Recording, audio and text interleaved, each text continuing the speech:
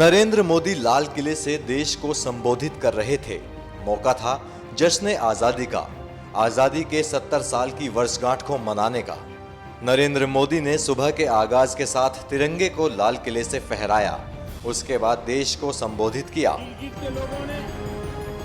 मोदी भारत की शान कहे जाने वाले लाल किले से बोल रहे थे। ऐसे में जिसकी भी नजर भारत के खिलाफ उठे उसे भला कहां छोड़ने वाले थे। हिंसा और अत्याचार को हमारे देश में कोई स्थान नहीं है।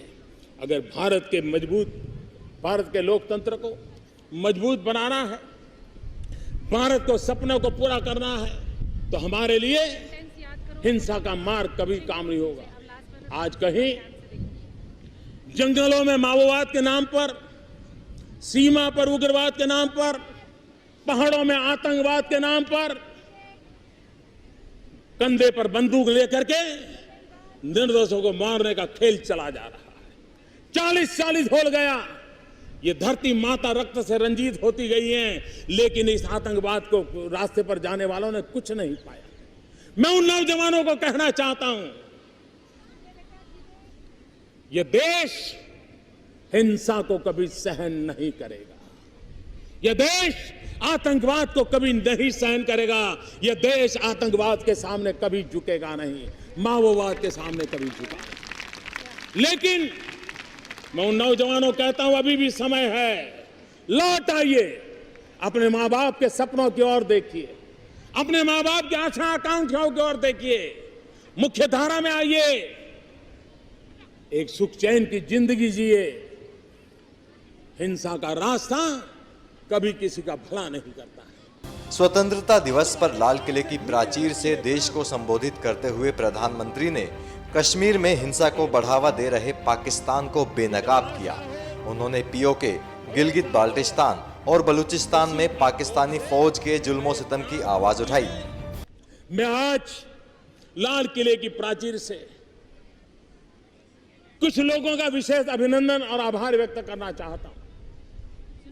पिछले कुछ दिनों से बलूचिस्तान के लोगों ने, गिलगित के लोगों ने, पाक ऑक्युपाइड कश्मीर के लोगों ने, वहां के नागरिकों ने जिस प्रकार से मुझे बहुत बहुत धन्यवाद दिया है, जिस प्रकार से मेरा आभार व्यक्त किया है, मेरे प्रति उन्होंने जो सद्भावना जताई है, दूर दूर बैठे हुए लोग, जिस धरती को मैंने देखा नहीं है, जिन लोगों को विषय में मेरी कभी मुलाकात नहीं हुई है, लेकिन ऐसे दूर सुदूर बैठे हुए लोग हिंदुस्तान के एक प्रधानमंत्री को अभिनंदन करते हैं, उसका आदर करते हैं, तो वो मेरे 125 करोड़ देशवासियों का आनंद है, वो मेरे 125 करोड़ देशवासियों का सम्मान है।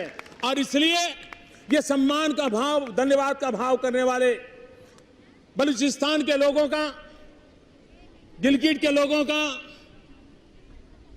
पाक के कब्जे वाले कश्मीर के लोगों का मैं आज तहे दिल से आभार व्यक्त करना चाहता हूं। साथ ही नरेंद्र मोदी ने आतंकवाद, माओवाद और उग्रवाद पर भी जमकर हमला बोला और नौजवानों से अपील की कि वे हिंसा का रास्ता छोड़ मुख्य धारा से जुड़ें।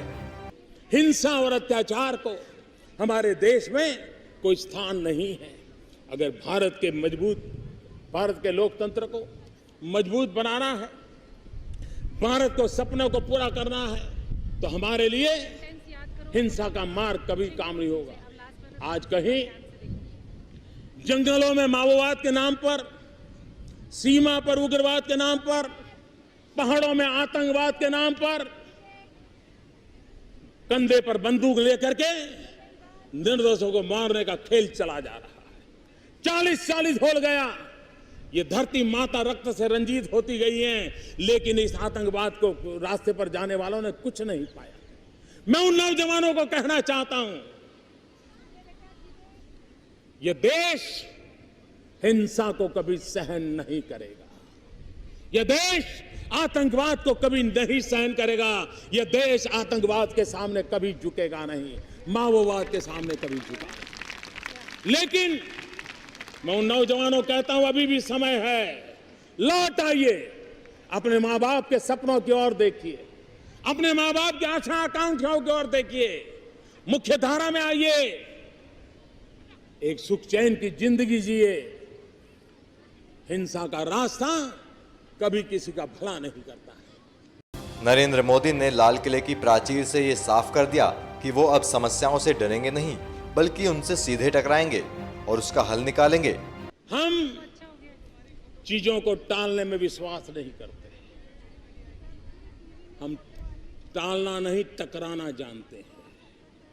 और इसलिए जब तक हम समस्याओं को सामने होकर के भिड़ते नहीं होता।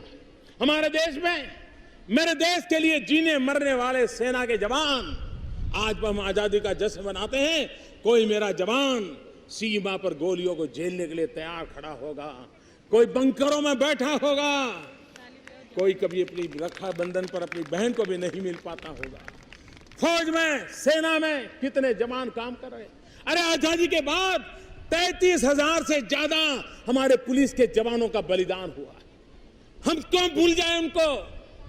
हम उनको कैसे भूल सकते हैं? यही तो लोग हैं जिनके कारण हम सुख चैन की जिंदगी जी सकते हैं। और इसलिए ये पर्व उनके भी नमन करना का है। और कई वर्षों से 1 रैंक 1 पेंशन का मसला लटका पड़ा था। हम टालने वालों में से नहीं, हम टकराने वालों में। हमने उसको पूरा किया। 1 रैंक 1 पेंशन हर हिंदुस्तान के फौजी के घर में खुशहाली पहुंचा दी। इस काम को किया।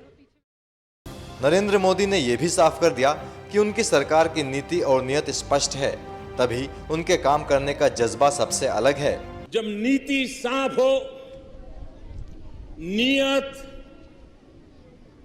स्पष्ट रूप से हो, साफ नीति, स्पष्ट नीति, साफ नियत, स्पष्ट नियत होती है, तब निर्णय करने का जज्बा भी कुछ और होता है। और इसलिए निर्णय बेझिझक हो सकते हैं। हमारी सरकार स्पष्ट नीतियों के कारण, साफ नियत के कारण बेझिझक निर्णय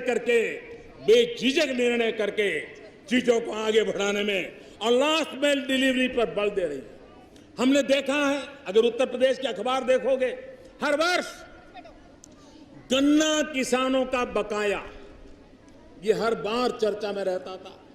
शुगर मिल ये नहीं करती, राज्य सरकार ये नहीं करते, गन्ने किसान को ये परेशानी है। हजारों करोड़ रुपयों का बकाया था, हजारों करोड़ रुपया का। हमने इसके पीछे योजनाएं बनाई, पीछे लग गए। लास्ट मैन डिलीवरी, किसान के घर तक पैसा पहुंचना चाहिए। पुराना जो बकाया था, हजारों करोड़ बकाया था, भाइयों बहनों, आज मैं बड़े संतोष के साथ कहता हूं 99.5% पुराना बकाया चुकता कर दिया गया। ये बहुत सालों के बाद पहली बार हुआ। इस बार का जो गन्ने का व्यापार हुआ, गन्ना खरीदा गया, आज मैं कह सकता हूं संतोष के साथ, अब तक करीब 95% किसानों को गन्ने का दाम चुका दिया गया है और 5% भी बचा होगा, आने वाले दिनों में जरूर बच जाएगा, ऐसा मुझे विश्वास है। देश की आजादी की 70वीं वर्षगांठ पर मोदी ने यह भी कहा कि उनकी सरकार का प्रमुख काम आम लोगों के जीवन में बदलाव लाना है।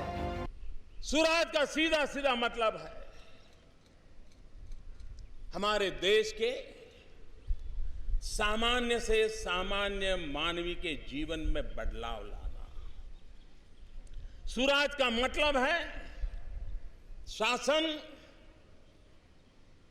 सामान्य मानवी के प्रति संवेदनशील हो, जिम्मेवार हो और जन सामान्य के प्रति समर्पित हो। हिंसा और अत्याचार को हमारे देश में कोई स्थान नहीं है। अगर भारत के लोकतंत्र को मजबूत बनाना है, भारत को सपनों को पूरा करना है, तो हमारे लिए हिंसा का मार्ग कभी काम नहीं होगा। आज कहीं जंगलों में माओवाद के नाम पर, सीमा पर उग्रवाद के नाम पर, पहाड़ों में आतंकवाद के नाम पर कंधे पर बंदूक लेकर के निर्दोषों को मारने का खेल चला जा रहा है। 40 हो गया। ये धरती माता रक्त से रंजीत होती गई है, लेकिन इस आतंकवाद को रास्ते पर जाने वालों ने कुछ नहीं पाया। मैं उन नौजवानों को कहना चाहता हूं, ये देश हिंसा को कभी सहन नहीं करेगा। यह देश आतंकवाद को कभी नहीं सहन करेगा। यह देश आतंकवाद के सामने कभी झुकेगा नहीं, माओवाद के सामने कभी झुका नहीं। लेकिन मैं उन नौजवानों को कहता हूं, अभी भी समय है, लौट आइए, अपने मां बाप के सपनों की ओर देखिए, अपने मां बाप की आशा आकांक्षाओं की ओर देखिए, मुख्य धारा में आइए, एक सुख चैन की जिंदगी जिए। हिंसा का रास्ता कभी किसी का भला नहीं करता है।